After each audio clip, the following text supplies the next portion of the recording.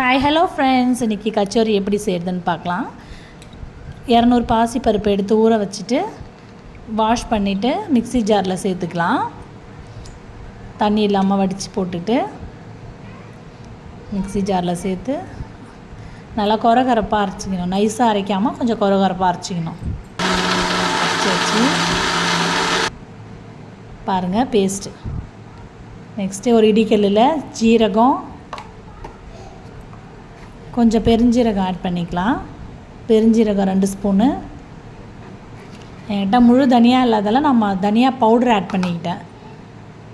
இது ரெண்டுத்தையும் நல்லா இடிச்சிக்கலாம். ஒன்றும் பாதியமாக கோர்ஸாக இடிச்சிக்கணும். இடித்தாச்சு. நெக்ஸ்ட்டு வானல் வச்சு எண்ணெய் ஊற்றிக்கலாம்.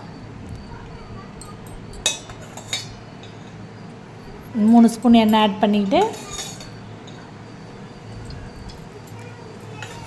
எண்ணெய் காஞ்ச உடனே எண்ணெய் கொஞ்சம் காயட்டோன்னு எண்ணெய் காஞ்சதும் நம்ம இடித்து வச்சுருந்தோம் இல்லைங்களா கோர்ஸான ஒரு பவுடர், ஜீரகம், பெருஞ்சீரகம், அது எல்லாத்தையும் எண்ணெயில் ஆட் பண்ணுறோம்.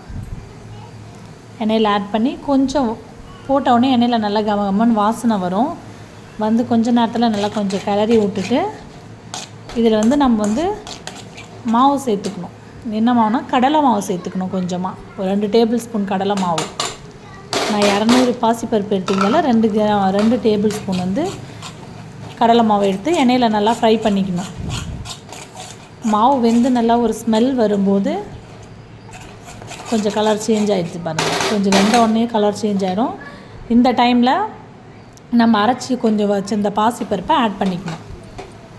கைவிடாமல் நல்லா கிளறணும்னா இதில் லைட்டாக உப்பு சேர்த்துக்கோங்க. கிளறிட்டிங்கன்னா இந்த மாதிரி வந்துடும், வெந்து போயிடும்.